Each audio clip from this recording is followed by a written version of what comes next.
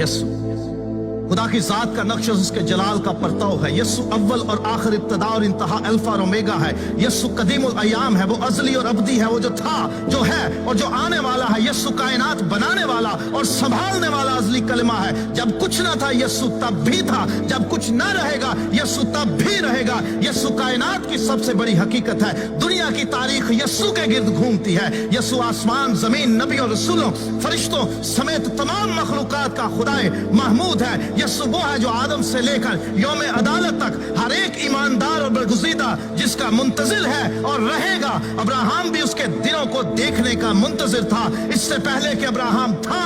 यसु है। यसु बादशाहों का बादशाह, खुदामंदों का खुदामंद है। यसु जलाल और हशमत, कुदरत, दौलत, हिकमत, ताकत, इज्जत, शुक्र, तमजीद, परस्तिश और हमद के लायक खुदा है। दुनिया में कोई ऐसा तराजू नहीं जो यसु की कुदरत, इख्तियार और अजहद भारी जलाल को तोल सके।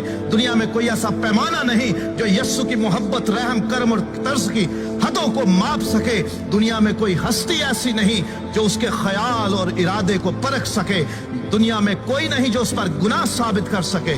यसु खुदा का बेटा है, वो गुनाहगारों का निजात दहिंदा है। वो लासानी है, उसके जैसा ना कोई था, ना है और ना होगा।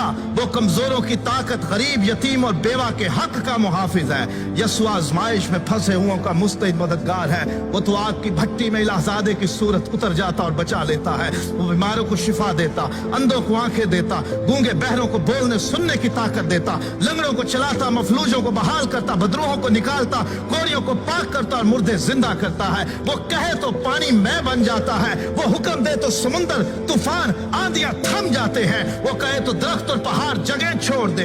वो गुनाहगारों को मुआफ करता, वो कैदियों को आजाद करता, वो हिकमत का चश्मा, वो निजात का दरवाजा, वो जिंदगी की रोटी, वो जिंदगी का पानी, वो दुनिया का बदी नूर, वो राह, हक और जिंदगी है। कयामत और जिंदगी वो है। अच्छा चरवाहा वो है जो भेड़ों के लिए अपनी जान देता है। वो अजीब मुशीर, खुदा कादर, अब्दियत का बाप और सलामती का शहजादा है। उसके कहने बल्कि इरादा कर लेने से सब कुछ हो जाता है। उसका जुआ हल्का और मुलायम है, कोई उसका मुकाबला नहीं कर सकता।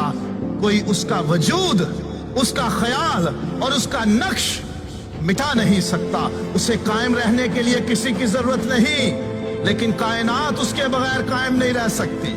हेरोदीस उसे मार ना सका, फरीसी उसका मुकाबला न कर सके, पिलातुस उसमें जुर्म न पा सका, मौत और कब्र उस पर गालिब न रह सके। वो मर गया था, मौत और कब्र पर फतह पाकर जी उठा।